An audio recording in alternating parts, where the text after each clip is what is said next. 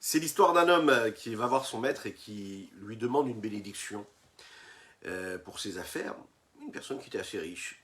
Et il demande au rabbi, il dit, est-ce que quand je donne la tzedaka, elle m'est comptée par rapport aux chiffres, par rapport au nombre de milliers, de centaines, de milliers ou de millions que je donne, ou est-ce que ça n'est pas le chiffre qui compte? Le maître lui a répondu, il lui a dit comme ça, la tzedaka, c'est une véritable mitzvah pour chacun, dès l'instant où ça commence à nous faire mal. Quand c'est difficile, quand on sent que c'est un peu plus difficile, que ce n'est pas naturellement facile pour nous de donner telle ou telle somme, peu importe la somme, c'est là que la mitzvah commence. On est très exigeant envers nos enfants. On est très exigeant de nos propres proches. On demande toujours, on est toujours en attente de celui qu'on aime. On va comprendre pourquoi et comment. Boker Tov, les Koulam. Bonjour à toutes et à tous, je suis infiniment heureux de vous retrouver en cette magnifique matinée que Dieu nous offre sur la terre. J'espère que vous allez bien, j'espère que vous êtes en forme, que la semaine commence comme il faut. Et puis, si elle ne commence pas comme il faut, eh bien, il faut tout de suite partir du bon côté. Oui, c'est le début, c'est le commencement, et tout est possible. Hein, c'est ce que nous étudions tous les jours dans cette racidoute-là, que nous avons la chance de découvrir à travers l'œuvre du Tanya. On a la possibilité de switcher, comme ça. Oui, voilà, c'est tout à fait comme ça. Donc, n'hésitez pas à partager, à liker et commenter, c'est important. À vous abonner également. Abonnez vos proches aussi, également. C'est un beau cadeau que vous pouvez leur faire, hein, des abonnés. Et puis, ce sera juste après ces quelques notes de Nigun. Ay, ay, ay, ay, ay, ay, ay,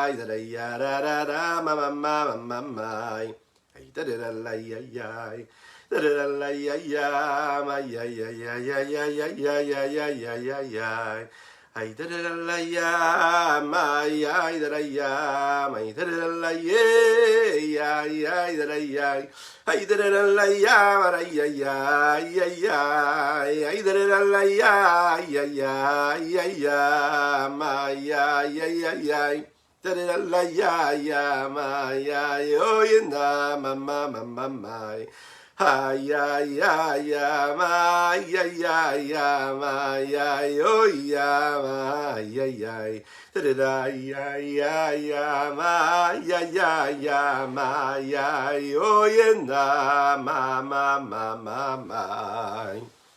Bonjour à toutes et à tous. Nous étudions aujourd'hui pour le mérite de Moshe Michael Sadoun, qu'Akadosh Baruch Hu lui envoie un torrent de bénédictions. Oui, on peut le dire. Et puis qu'il puisse, Ezrat Hashem, trouver son zivoug très rapidement, qu'on puisse venir danser à son mariage, et un grand chazak pour son soutien, et une grande bénédiction également, et une demande de Refoua Shelema pour notre cher Avraham Nissim Ben Soudana, je vous lui envoie une Refoua Shelema, notre cher Chaim Pinchasber Ben Yendel, mais également pour notre cher Shimshon Atali, que je vous envoie une véritable guérison totale et complète, très rapide, qui puisse continuer son magnifique œuvre de diffusion de la Torah, Shimshon Eliyahu Ben Malka. Nous étudions également pour le mérite de chacune et de chacun d'entre vous. C'est si compliqué d'être exigeant avec une personne, oui. Dans toutes les familles, on est très exigeant. C'est la raison pour laquelle, vous savez, il y a ces histoires de famille, entre guillemets. On a parfois des problèmes, des histoires avec des gens qui sont très très proches de nous. Et s'il est très proche de toi, pourquoi est-ce que tu as une histoire avec lui? Pourquoi est-ce que tu n'arrives pas à t'entendre avec lui? C'est justement cela. Parce qu'on exige des autres, parfois plus qu'on s'exige à soi-même, ou parfois autant. Parce que quand on est exigeant envers soi-même, on l'est aussi avec les autres. C'est ce qu'il ne faut pas du tout être. On doit être exigeant envers soi-même, mais non pas envers les autres. Mais la nature, fait bien les choses, et c'est comme ça. Lorsque j'attends quelque chose de quelqu'un qui est proche de moi, donc je suis déçu. Si je suis déçu, donc je réagis mal. Parce que j'étais en attente de quelque chose, je suis frustré de ce que je ne reçois pas, J'ai exigé quelque chose, c'est normal, c'est un proche à moi. Donc je n'ai pas ce que je devais recevoir, j'en suis frustré, et je réagis à travers et grâce et par cette palette-là d'émotions qui sont à ma disposition. Négatives. Eh bien dites-vous qu'avec Akadosh Baruch Hu, c'est pareil. Eh oui. Akadosh Baruch Hu demande toujours plus et attend toujours plus précisément de ceux qu'il aime. Il exige de celui qui est proche de lui. On a étudié ensemble le principe même qui était le va asetov, mais aussi le sourmera. S'écarter du mal mais faire le bien. Et on a vu que faire le bien, c'est un mouvement qui accompagnait l'homme précisément de différentes façons. Hein. Et on a vu qu'il fallait travailler pour polir notre âme, travailler nos caractères, exiger beaucoup plus de ce que nous sommes en faisant un bilan, un bon bilan, prendre du recul. Et quand on fait ce bilan, on se rend compte que dans tout ce que nous faisons et qui nécessite d'écarter le mal, de s'écarter de ce qui est négatif pour aller plus vers ce qui est positif, eh bien, on a bien compris qu'il y avait dans cette exigence-là non pas seulement la nécessité de travailler sur les grandes fautes, mais aussi sur les petites erreurs du quotidien, ce qui nous accompagne dans la vie de tous les jours.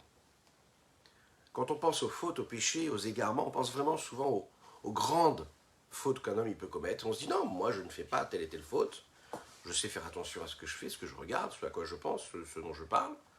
Bon. Là, le Rabbi Shlomo Zalman va nous dire, tu sais que ça se joue aussi dans des petites choses. L'exigence, l'effort qu'on demande à chacune et chacun d'entre nous, c'est ce que nous avons vu hier, c'est un effort qui doit être quotidien, qui doit être constant, à chaque instant de notre quotidien, de notre existence, dans tous les domaines. Il n'y a pas de grands combats et des petits combats.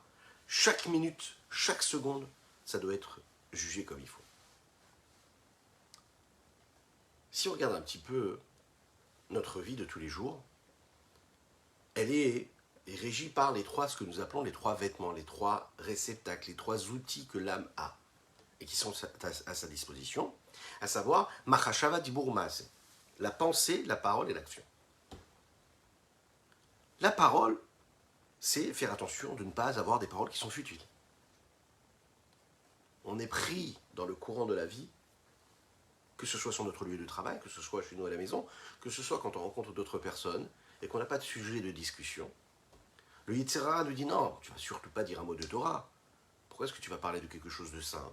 Non, tu vas parler de ce qui se passe, de la politique, ou du voisin, ou des collègues de travail. Ce qu'on appelle Dvarim Betelim, des paroles futiles et banales. Vous remarquerez que la Kedusha, c'est ce que nous voyons ici, la sainteté, elle a une force. Et c'est la raison pour laquelle on a du mal. Et on la laisse comme ça, filer devant nous. Et on va s'attarder sur des paroles futiles et banales, et vaines, parce que naturellement on est attiré vers ça, et on se dit non, c'est plus facile. Mais on se rendra compte que quand on dit un mot de Torah, et quand on sanctifie nos paroles, nos mots, très rapidement on sent qu'on est passé à quelque chose d'autre, qu'on a sublimé l'instant, qu'on a sanctifié le moment. La parole futile et banale, elle est là pour meubler souvent. La Torah, elle nous dit Vedibar Tabam. Nous le disons tous les jours dans les schémas Israël. On doit enseigner à nos enfants la Torah. On doit vivre avec la Torah en allant se coucher et en se réveillant le matin. Et la Torah nous dit qu'on doit parler de la Torah. Vedibar Tabam, ça veut dire que ta parole, elle doit être consacrée à la sanctification de Dieu. Ça veut dire que tu ne dois pas employer la parole, le souffle de ta bouche ne doit pas former des lettres et des mots et des phrases, si ce n'est pour prononcer des belles paroles de Kedusha, de sainteté. Vous allez me dire, mais quelle exigence. On nous demande beaucoup. C'est important de le savoir. Une fois qu'on sait ces choses-là, ensuite, après, on régule. Hein, on évolue tranquillement en fonction de nos capacités. Et plus que nos capacités. Echaim, Echaim, Echaim.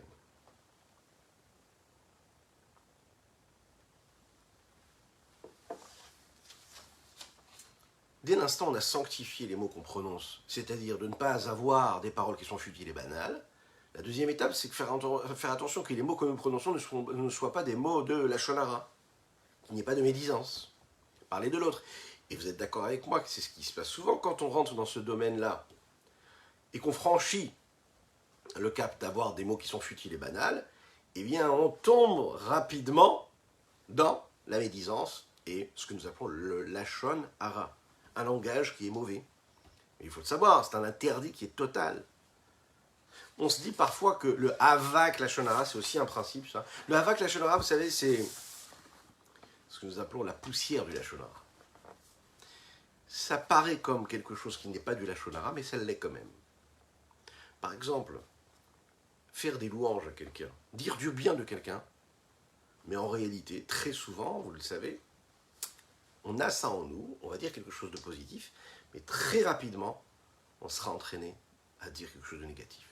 Et on cachérise ce que nous avons dit, en se disant, oui, mais de toute manière, j'ai fait un compliment. Ah, j'ai glissé quelque chose de négatif envers telle ou telle personne, mais ça reste, c'est devenu du lachon hara.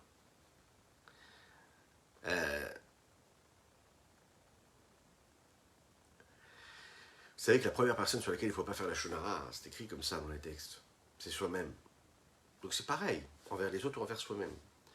Quand on a du temps libre, okay, quand on a du temps de cerveau disponible, quand on a du temps d'intellect disponible, du temps émotionnel disponible, on a de l'énergie, on a de la vitalité, ok, on peut commencer par faire du havak la shonara, c'est-à-dire des mots qui sont banals, des paroles futiles, banales, des occupations banales, qui a priori sont neutres.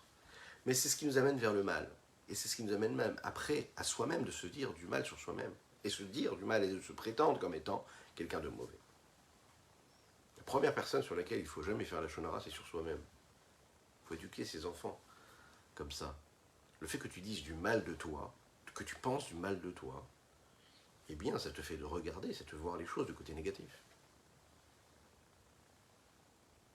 Une personne qui réussit à faire ce travail sur elle-même, elle sera capable aussi de le faire sur l'autre. Une personne qui est capable de faire ce travail sur l'autre, c'est-à-dire de ne jamais le regarder mal et de ne jamais dire du mal d'elle, eh bien, elle-même aussi, elle ne dira jamais du mal sur elle-même.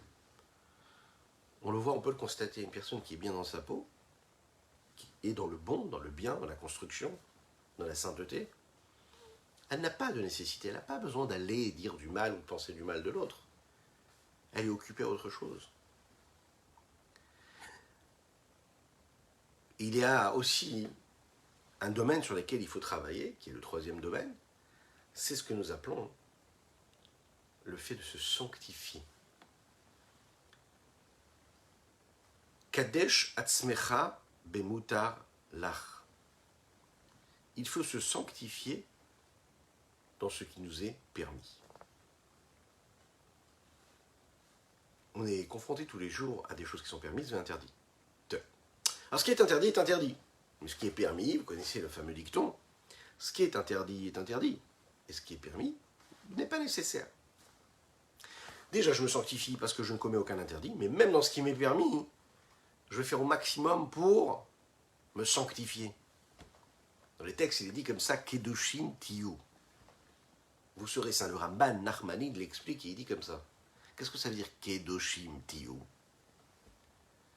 Nous avons différents interdits dans la Torah. Et là, à ce moment-là, on nous dit quelque chose de particulier. C'est pas qu'on nous dit ne fais pas ci ou ne fais pas ça, ne consomme pas tel aliment. On nous dit non, sois saint, sanctifie-toi.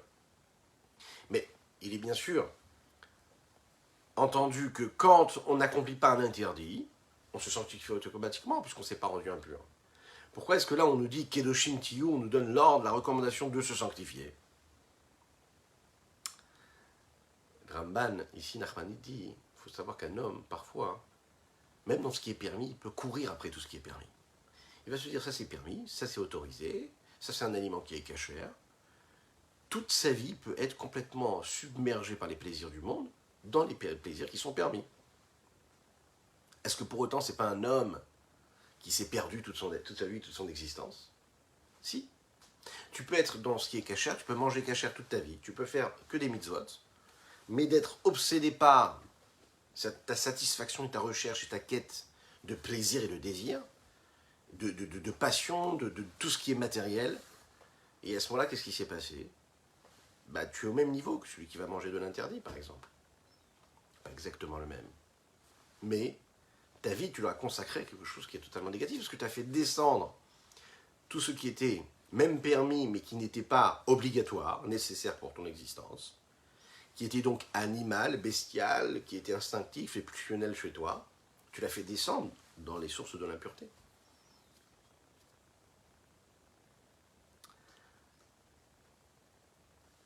Les grands décisionnaires à travers l'histoire se sont posé la question de savoir est-ce que cette nécessité-là, cette exigence qu'on attend de chacune et chacun, à savoir de se sanctifier, est-ce que c'est un interdit, c'est une recommandation de la Torah écrite ou une recommandation de nos sages à travers les générations? En tout cas, ce qui est sûr, c'est que c'est une recommandation qui est claire, nette. On a tous la nécessité et la possibilité, donc, de travailler et d'évoluer dans ce sens-là. On a tendance à se permettre beaucoup de choses, eh bien, il faut rectifier le tir. On a tendance à se vautrer souvent dans ce qui nous est permis, et là, on te dit, non, fais attention quand même. On raconte qu'une fois, le Baal Shem Tov a dit à ses élèves qui étaient autour de lui de poser chacun la main sur l'épaule de son prochain et de fermer les yeux. Tous ensemble, ils ont tous posé leurs mains sur leur prochain et ils ont fermé les yeux. Quand tout à coup, ils ont eu une vision tragique. Ils ont vu un taureau, un bœuf qui était habillé avec des habits de Shabbat, avec un shtraimel, comme on l'imagine à l'époque, avec un beau vêtement de soie de Shabbat, qui était assis avec eux en train de manger la Séouda de Shabbat. Le Baal Shem Tov, il a expliqué comme ça, il a dit, vous voyez ce bœuf, ce taureau qui est en train de manger avec nous, qui est déguisé en juif pratiquant, sachez qu'à ce moment-là, il est en train de manger, comme vous tous, le repas de Shabbat est un repas qui est cachère. À tel point, il mange le repas de Shabbat qui est cachère, qu'il est devenu ce qu'il est ici, à savoir ce bœuf et ce taureau. Un homme simple, quand il devient ce qu'il est en train de manger, mais il devient ce morceau de viande qu'il est en train de manger. Tu es descendu à ce niveau-là, tu es descendu au niveau de ce morceau-là de viande que tu es en train de manger, eh bien tu t'es mis à son niveau, tu es devenu ce que tu manges. Il y a un principe comme ça qui se dit, oui, on est ce que l'on mange.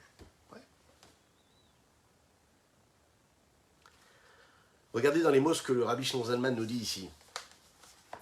Sourmera, qu'est-ce que ça veut dire sourmera? Je m'écarte du mal. Comment? Il dit comme ça. Va'afil ou bebechinat sourmera, ça peut être aussi du côté de s'écarter du mal. Yachol kolish maskil limtso benafshu sheno sar legamre me'ara bakol mikol kol. Toute personne qui n'a pas eu cette force-là, cette capacité-là, de s'écarter du mal, comme il faut, parce qu'en fait, même si c'est un intellectuel qui réfléchit, qui se pose les bonnes questions, il n'a pas réussi à faire disparaître complètement Bakol Mikol Kol, c'est-à-dire dans tout, tout, le mal qu'il pouvait avoir en lui. Ça veut dire que cet homme-là, qui est représenté par le Benoni, se sent et se ressent comme étant quelqu'un de parfait. Il se sent au-dessus même des autres. Il se dit, voilà, un homme simple, moi je suis quand même plus évolué, je suis quand même quelqu'un de bien. Ouais, je mérite un petit peu plus. Si vraiment il était capable de mettre, d'analyser en fait, et de jauger, de juger l'effort qui devient là subjectif, puisque c'est un effort qu'il aurait pu et qu'il aurait dû fournir, qu'il aurait été prêt à mettre et investir dans son service de Dieu par rapport à l'effort que d'autres personnes qui n'ont pas son niveau à lui sont en mesure, eux, d'investir, il comprendrait qu'en réalité, il n'est pas plus élevé que eux, mais il est même plus bas qu'eux. Puisque l'effort qu'un homme simple doit parfois fournir est beaucoup plus grand que l'effort qu'un homme juste et élevé doit fournir. Qu'est-ce que ça veut dire Bakol, Mikol, Kol? Vous savez, c'est des mots que nous prononçons dans le Birkat Hamazon, qui ont été prononcés au sujet d'Avraham Avinu. Bakol, Mikol, Kol, la bénédiction, dans tout, de tout, partout, de tout, tout. Et là, de voir qu'on emploie ce terme-là ici, dans le Tanya, c'est assez intéressant. Mais qu'est-ce que ça veut dire? Ça veut dire que Bemakom, Shetzarich le Milchama Atsuma Kairecha Niskar Leel. Dans ce combat-là qu'on demande et qu'on exige de chacun, quelque part, ce que tu demandes à l'autre, c'est-à-dire de faire ce qu'il a à faire pour maîtriser son penchant. Chacun en fonction de son niveau. Kegon par exemple. Les afsik beimtsa sichana. Les paroles futiles et banales qu'un homme prononce. C'est une discussion sympathique, d'accord? Un bon moment. Ça peut être en train de prendre un café, mais qui est un peu moins un café pour l'âme, mais un café pour le corps. Et là, l'homme est là, il profite, il jubile de tout ce qu'il entend, il est heureux de parler de ce dont il parle. Mais ce sont des paroles qui sont futiles, et parfois ce n'est pas des paroles qui sont interdites, ou sales, ou mauvaises, non. Mais de s'arrêter de parler d'un sujet qui est banal, et de se dire, stop, je vais dire un mot de Torah par exemple. Ça nécessite un effort. Par exemple, aussi pour Bignout Ravero va Katan de Kalmeod. Ou bien, vous savez, les petits mots, les petites paroles, les petites choses qu'on dit sur son prochain, négatives. Mépriser une personne, dénigrer une personne. Hop, en une phrase, on peut tuer quelqu'un, vous le savez très bien. On peut dire un mot. Et parce qu'on a ce petit penchant, on a ce petit plaisir d'aller dire quelque chose de négatif sur l'autre, malheureusement. Afshé ou Emet, même si c'est vraiment quelque chose de vrai, mais que tu t'arrêtes en plein milieu, tu t'arrêtes. Ou parfois même, il dit ici, va filou kede les nakot et atzmo, les nakot atzmo, pas et. Afilou kede les nakot atzmo, même si c'est pour te nettoyer. Dans quel sens? Te justifier de quelque chose. Là, une personne que tu rencontres, tu dis, ah, ben alors qu'est-ce qui s'est passé, t'as fait ça? Ah non, pas du tout, c'est lui qui me l'a dit, et puis c'est lui qui a fait, et puis moi je suis venu après. Ok, tu t'es justifié, donc tu as parlé de quelque chose qui est banal et qui est futile. À ce moment-là, tu as fait quelque chose de mal. Ça veut dire quoi? Si tu t'arrêtes en plein milieu, à ce moment-là, hein, tu as un mérite qui est phénoménal. Tu as un grand mérite, un très très grand mérite. L'Echaim.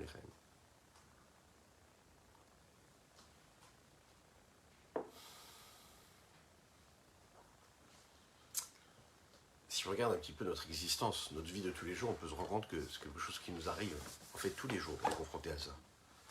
C'est dans des petits gestes, banals.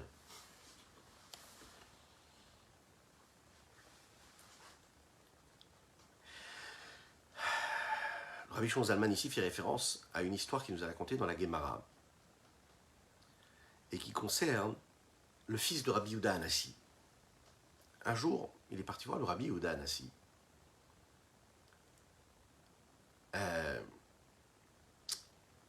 Pour lui poser une question particulière.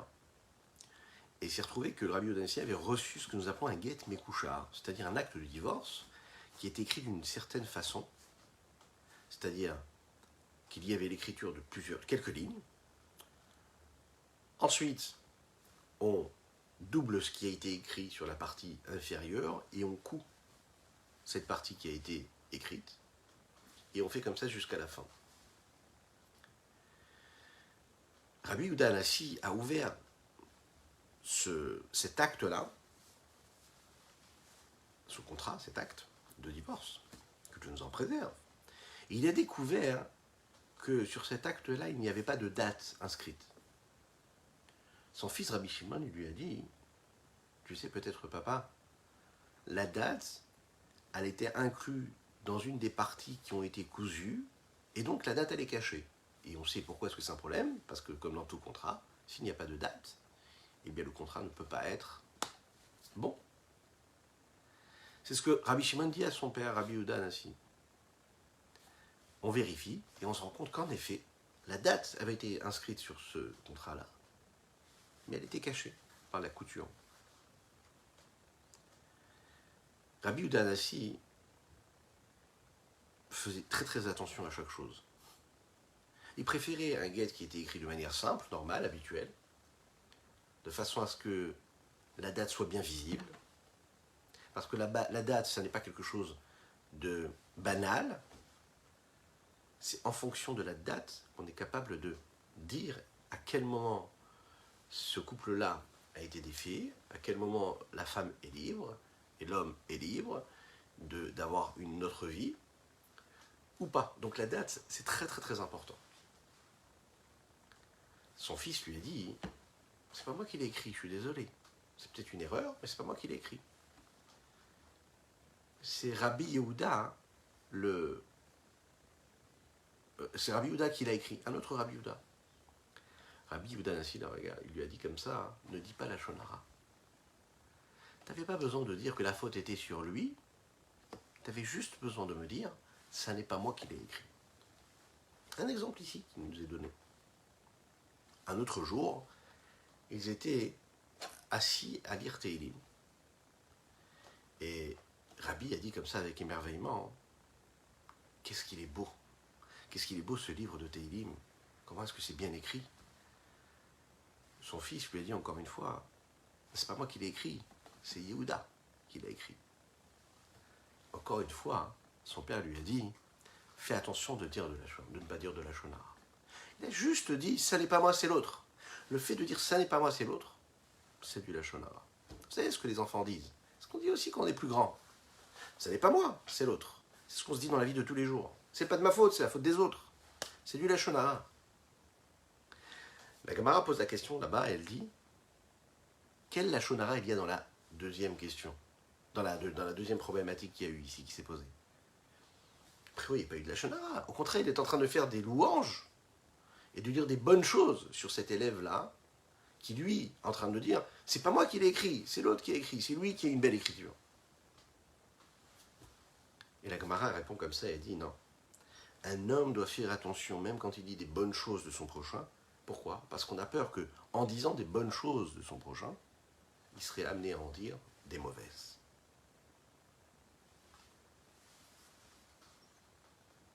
Et ça, c'est du réel. Regardez dans les mots ce que dit Rabbi Shimon Zalman de Liadi. Il rentre dans notre vie de tous les jours, dans les petits détails de notre existence. Kanoda me'ad et Rabbi Shimon le Aviv Rabbeinu Akadosh. Rabbi Shimon qui dit à son père, Rabbi Yehuda Anassi, Lav Ana Ketave la Yehuda Chayata Ketave. C'est pas moi qui l'ai écrit, mais c'est Yehuda qui l'a écrit, c'est-à-dire une autre personne. Amarlo, il l'a dit son père, Kalech men Lachonara. Écarte-toi du Lachonara. Ayen Shambagmara Eshperikut de Babatra. On peut aller regarder ce qui est dit ici dans la Gemara, au début du chapitre 10 de Baba Batra. Donc des petites choses comme ça, au Kai Gavna, Kamam il est d'Ishkich et Tuva. Il y a différentes paroles et différentes choses qu'on est capable de dire, qui nous paraissent totalement légères et insignifiantes, mais qui ont une incidence et une importance phénoménale. C'est ce qui peut nous arriver par exemple quand on fait du commerce. Voilà, on le dit, on ne l'a pas dit, on l'a insinué, on ne l'a pas dit vraiment, on l'a fait comprendre. C'est des petites choses.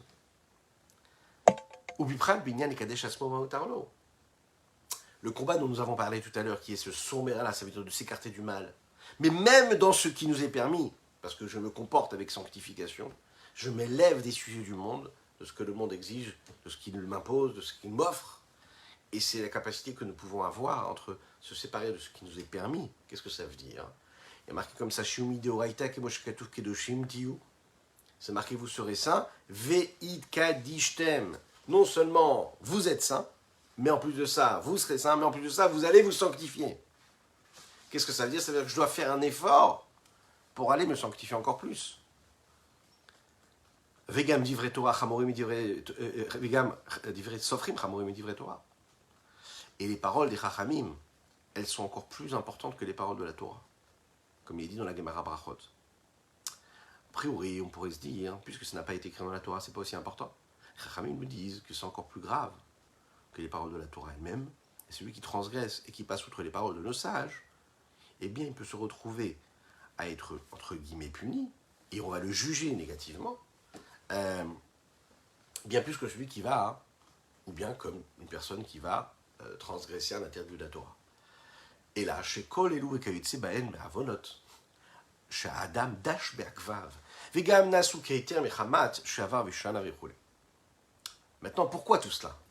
Bien qu'il y a tous ces manquements, tous ces défauts, l'homme ressent quand même qu'il n'est pas n'importe qui. Il se sent être. Il a de l'importance à ses yeux. Bien qu'il est capable de fouler par les talons de ses pieds, très souvent, des petites choses de la vie de tous les jours, qui lui paraissent insignifiantes.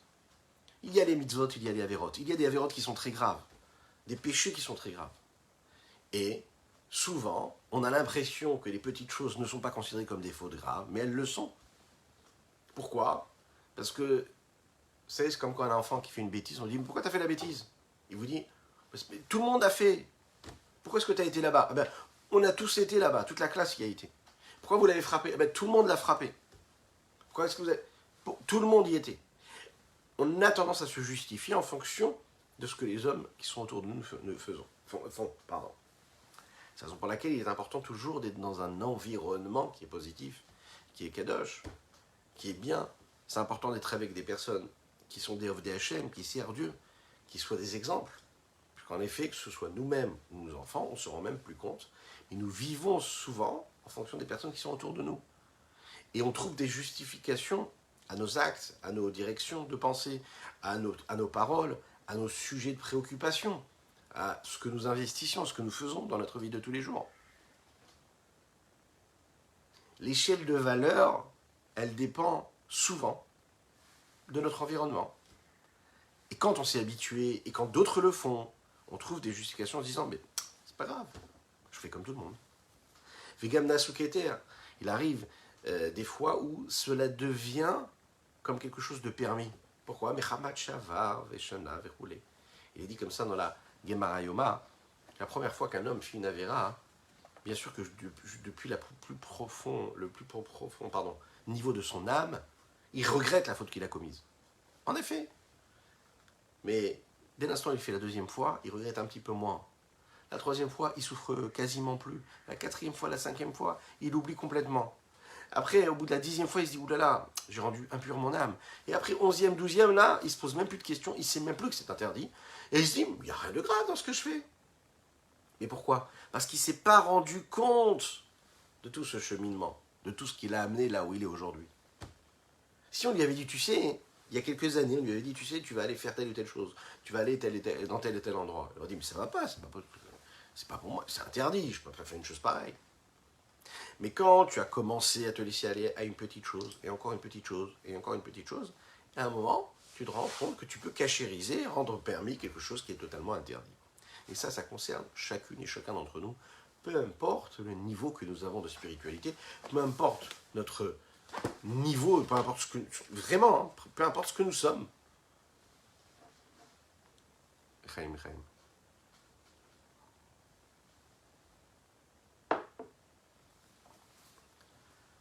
On exige beaucoup plus de celui qui est proche. T'as vu, parce que une personne qui est élevée, Moshe Rabbeinu, on lui a reproché toutes les fautes qu'il a pu commettre. D'accord? Et pourquoi est-ce qu'on lui a reproché toutes les fautes? Il n'en a pas fait beaucoup, hein? Pas beaucoup de manquements. Il a eu le petit doute de Kadesh Baruch Hu lui a demandé de parler au rocher. Ah, il a pensé qu'il ne devait pas parler, mais qu'il devait frapper ce rocher, des choses comme ça, qui peuvent paraître banales, a priori. Mais de quelqu'un qui est au niveau de Moshe Rabbeinu, on exige et on demande beaucoup.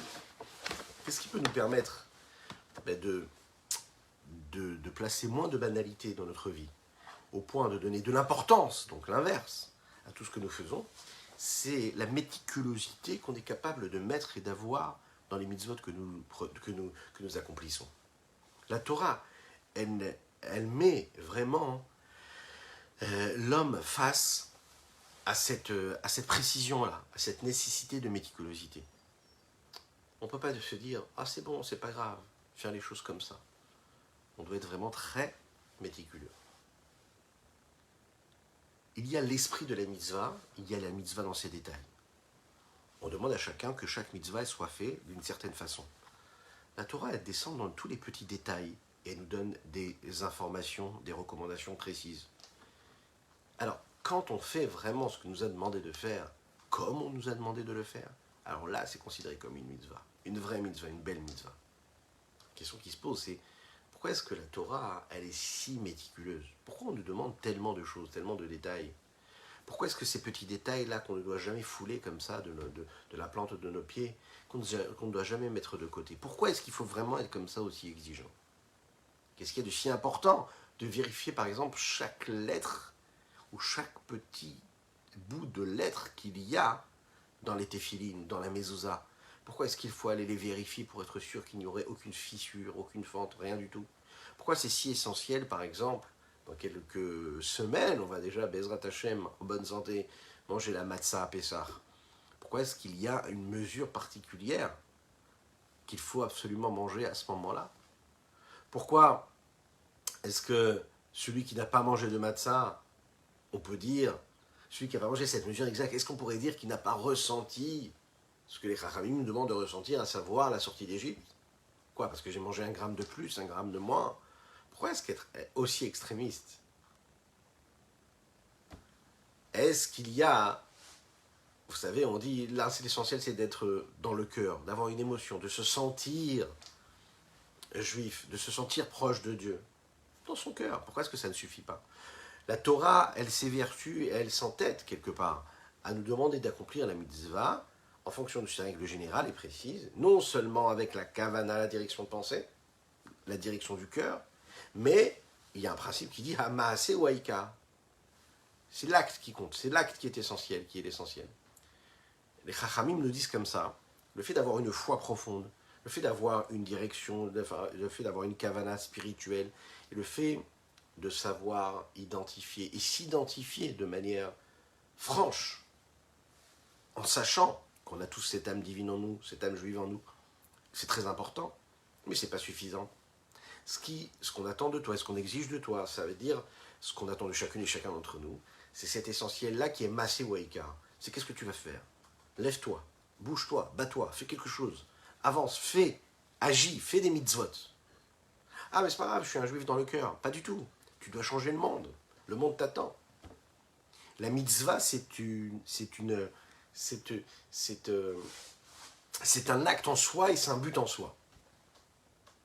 Et on va le voir, le fait de se concentrer comme ça sur le détail de la mitzvah, qui peut paraître technique, c'est ce qui va me permettre de m'écarter de ces petites choses qui peuvent m'égarer. Et à ce moment-là, on est tous au même niveau, que ce soit l'homme qui est tout en haut, comme celui qui est a priori tout en bas au niveau de sa pratique des mitzvot. Il y en a qui regardent les mitzvot comme un intermédiaire qui, grâce à ça, leur permet de se purifier, de se rapprocher d'Hachem. Quand je vais mettre les téphilines et que je pense au sens spirituel qu'il y a dans la mitzvah, à savoir que quand je mets les téphilines sur la main et que le boîtier de la main se rapproche de mon cœur, alors à ce moment-là, je donne et je servis mon cœur et mes émotions à Dieu. Et que quand je mets les téphilines sur la tête, et à ce moment-là, je servis et je donne mon cerveau et je le dirige vers le service de Dieu, cérébralement et intellectuellement. À ce moment-là, je sens que je sors de mon égoïsme et de mon moi personnel et intérieur, et je m'élève et je me détache de la matérialité du monde pour m'élever vers Dieu. Voilà la signification de la mitzvah des téphilines, par exemple. De premier abord. Donc l'essentiel et le but de la mitzvah, c'est quoi? C'est d'influer sur mon âme. La Chassidut, elle vient nous expliquer quelque chose d'énorme. Elle va dire non, pas du tout. C'est vrai, bien sûr que c'est vrai ça. Il y a quelque chose de beaucoup plus fort dans une mitzvah. L'influence de la mitzvah sur l'âme n'est pas l'essentiel de la mitzvah. La mitzvah n'est pas un intermédiaire qui me permettra uniquement de purifier mon âme, mais c'est un but en soi, la mitzvah. Pas parce qu'elle purifie mon âme, elle est là pour elle. Les téphilines pour les téphilines. Le but, c'est que je mette les téphilines. Et pas seulement pour réveiller des sentiments dans mon cœur ou dans mon cerveau, une analyse intellectuelle, mais rien que le fait déjà de mettre les téphilines, c'est un but en soi. Alors, dans ces cas-là, pourquoi est-ce que la majorité des mitzvot, ce sont des mitzvot qui sont concrètes, qui sont accomplissables techniquement, physiquement, matériellement? L'explication, elle est comme ça. Akadosh Baruch Hu voulait une chose. Il voulait que le chemin soit ouvert pour chacune et chacun, qu'on n'ait pas besoin de passe, que ce soit libre. Akadosh Baruch Hu veut que chacun, peu importe son niveau, peu importe le niveau de son âme, de sa spiritualité, puisse ouvrir la porte et entrer. Akadosh Baruch Hu est là, il est présent, et il veut rappeler à l'homme qu'il a la possibilité d'habiller et de devenir l'ambassadeur de sa volonté à travers un acte précis. Dès l'instant où l'homme peut accomplir la mitzvah, il devient ce représentant d'Akadosh Baruch Hu ici-bas sur terre. Bon, ça a l'air un peu technique. La raison pour laquelle Akadosh Baruch Hu a habillé sa volonté dans une mitzvah concrète, c'est précisément par le fait et en lui et cause que cette mitzvah-là, si on regarde bien, elle fait partie du but essentiel du monde quand il a été créé. Le but de toute la Torah, c'est de faire et d'initier, d'introduire la lumière de l'infini du Saint béni soit-il dans de la matière, dans quelque chose qui soit fini et limité. Et ça, hein, c'est quelque chose qu'on est capable de faire grâce aux mitzvot, par les mitzvot. Le but de la Torah et des mitzvot, c'est de faire entrer de la Gdusha dans le monde. Parce qu'on sait que la matérialité, elle, de par sa nature, n'a aucun lien avec Dieu, a priori. C'est l'inverse. Elle a une forme d'indépendance qui nous détache de cet infini du Saint béni soit-il. On oublie que tout ce qu'il y a comme énergie et vitalité dans cette matérialité-là, ce n'est que la lumière de Dieu, mais qui est cachée. Et quand on fait une mitzvah, hein, quand on étudie la Torah, quand on fait la tefila, on est en train de permettre à cette lumière de Dieu qui existe ici-bas sur terre de se révéler. Akadosh Baruch Hu demande à l'homme de prendre des objets physiques matériels, de les transformer en éléments de Kedusha, de sainteté. Lorsqu'un juif prend un morceau de vêtement, un morceau de tissu et qui met des tzitzit, des fils de tzitzit dessus, il est en train de sanctifier la notion même du vêtement. Lorsqu'un homme prend la peau d'une bête et qu'il la tanne et qu'il en fait quoi? Du parchemin pour écrire des téphilines ou un Sefer Torah. Lorsqu'un homme prend tous les aliments, les mets doux qui sont à la disposition d'un homme et qu'il en fait le repas de Shabbat et un plaisir de Shabbat pour sanctifier et glorifier le nom d'Hachem le jour de Shabbat, à ce moment-là, il se différencie de l'homme qui va même manger kasher, qui pourrait manger kasher, et qui va manger ce bon repas pendant la semaine. Il est en train de prendre la sainteté d'Akadosh Baruch Hu et de la dévoiler, la lumière de Dieu. Il la dévoile dans ce monde-là. Et c'est ça le but de chacune et chacun d'entre nous ici-bas sur Terre, le but de la création, de transformer ce monde-là, matériel et physique, en un endroit qui soit Kadosh. Akadosh Baruch Hu, Dieu nous a éparpillés parmi toutes les nations. Le peuple juif, on est partout. On n'est pas bloqué à un seul endroit. On peut se dire, mais pourquoi est-ce que Dieu il a voulu tellement de choses, tellement nous mettre partout? Pourquoi cet exil? En fait, il faut bien comprendre une chose, qu'à chaque fois qu'un juif se trouve quelque part, peu importe là où il est, il a été amené par la providence divine à aller avoir un rendez-vous de travail dans tel et tel endroit du monde qui lui paraît le plus éloigné du monde, et il ne comprend pas pourquoi est-ce qu'il est là-bas. Il doit se rappeler d'une chose, qu'il est là parce qu'il doit cachériser le monde et l'endroit dans lequel il se trouve et le moment de vie dans lequel il est pour de la sainteté, de la pureté. Quand Akadosh Baruch Hu, avec toute sa force et son honneur, résidera, c'est-à-dire sera dévoilé dans toutes les parties du monde, physique, dans le temps et dans l'espace, et au-dessus de l'espace et du temps, c'est-à-dire qu'on réussira à traverser les limites du temps et de l'espace, à travers notre accomplissement et des mitzvot. C'est-à-dire qu'un juif, il est capable, comme le Aaron HaKodesh qui était dans le Kodesh HaKodashim, dans le Saint des Saints, dans le Beth Amikdash. C'est-à-dire que d'être dans un monde qui lui est limité, mais de réussir à chaque fois à avoir un acte, une pensée ou une parole qui va symboliser le fait qu'on soit illimité et infini, parce qu'on ramène un message de Torah à travers la mitzvah qu'on va prononcer, qu'on va faire, ou à travers la parole de Torah qu'on va prononcer. On se détache, on se sépare de ce monde-là dans lequel on est, dans ses limites. Ben, le fait de sortir des limites de l'espace-temps dans lequel on est, à travers la connexion que nous avons avec la spiritualité, avec la sainteté qu'il y a dans les mitzvot que Akadosh Baruch Hu nous a donné, à ce moment-là, chaque fois, on s'extrait des limites. Donc peu importe là où on est, peu importe la langue que nous parlons, peu importe l'endroit, qu'il fasse chaud ou qu'il fasse froid, peu importe le temps, peu importe l'instant, qu'il fasse nuit ou qu'il fasse jour, dès l'instant où on est capable de sanctifier ce moment, cet instant, en sortant des limites de ce temps, de cet instant, parce qu'on va respecter les petits détails de la mitzvah, les petits détails de ce que Dieu attend de nous, à ce moment-là précis, on a réussi à transformer le monde dans lequel nous vivons en étant un lieu de paix, de sérénité, de bienveillance spirituelle, celle de Dieu. C'est Dieu qui se révèle à ce moment-là. C'est notre mission à chacune et chacun. C'est sur ces mots-là que nous allons conclure notre Tanya du jour. Je vous souhaite une excellente journée, une excellente semaine, Shavua Tov ou Mazal Tov, que des bonnes choses et des bonnes nouvelles pour chacune et chacun.